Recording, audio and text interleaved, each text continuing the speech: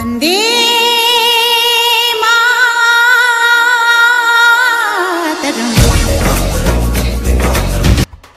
भारत के आज़ाद के नायक सुभाष चंद्र बोस के बारे में। सुभाष चंद्र बोस की देशभक्ति बचपन से देखने लगे थी। एक बार उनके स्कूल ने टीचर ने इंडिया के खिलाफ एक टैम दिया था, तो सुभाष चंद्र बोस गुस्से में आके बिना कुछ देखे उस टीचर पर हमला कर दिया था। सुभाष चंद्र बोस पढ़ने लिखने में भी बहुत इंटेलिजेंट थे। सिविल सर्विसेज के एग्जाम में उनका रैंक 4 रहा था और उन्होंने यह अचीवमेंट अपने पिताजी के नाम पे किया था। उनका मानना था कि उनके पिताजी के वजह से ही वो इंटेलिजेंट और देशभक्त थे।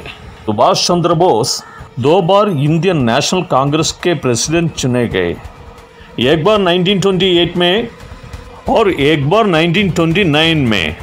महात्मा गांधी नहीं चाहते थे कि सुभाष चंद्र बोस कांग्रेस को प्रेसिडेंट बने, इसलिए महात्मा गांधी ने उनका विरोध किया।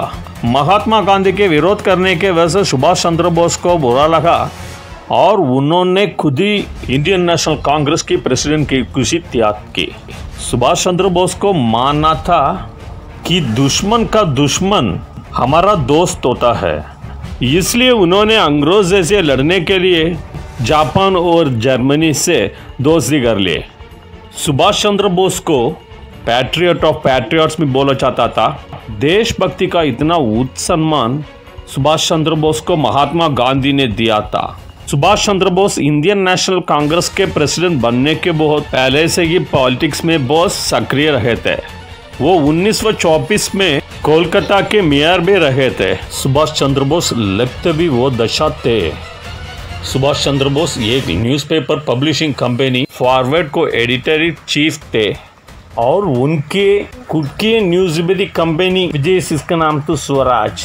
सुभाष चंद्र बोस को 1931 से 1941 तक 10 बार जेल में बंद किया गया था। 1941 में सुभाष चंद्र बोस ने जर्मनी की मदद से फ्री इंडिया रेडियो और फ्री इंडिया सेंटर की स्थापना की थी। सुभाष चंद्र बोस की शादी एक ऑस्ट्रियन महिला से हुई थी जिनका नाम एमिली शंकल था। उनकी अभी बेटी भी है जिसका नाम है अनीता बोस और जर्मनी की बहुत बड़ी इकोनॉमिस्ट है। 1942 में वर्ल्ड वॉर के समय अडॉल्फ हिटलर किसी भी नेता से नहीं मिलते थे और वह सिर्फ सुभाष चंद्र बोस से मिले क्योंकि उनको लगता था कि इस पंदे में कुछ हार है। अडॉल्फ हिटलर ने सुभाष चंद्र बोस को जर्मनी के सनमरी में आने की अनुमति दिया और उनको जर्मनी में मेडागास्कर तक सबमरीन में लेके गए। सुभाष चंद्र बोस में भारत की आज़ादी के लिए कई सादे नारे दिए, पर कुछ ने आगे बहुत फेमस है, जैसे कि जय हिंद और तू मुझे हूँ तुम मैं तुम्हें आज़ादी दूंगा। सुभाष चंद्र बोस में अपनी एक आर्मी बनाते जिसका नाम था आज़ाद हिंद फौज। इन्होंने ये आर्मी अंग्रेज के खिलाफ लंदन के बनाए थे। इंडियन नेशनल आर्मी के फाउंडर भी है। ये माना जाता है कि आज जो भारत के आदमी को देखिए अपना सीना चौड़ा कर लेख दिए, ये सुभाष चंद्र बोस को ये देन है। सुभाष चंद्र बोस की मौत कैसी है, ये बहुत बड़ा रहस्य है। Please subscribe your My TV and click bell button.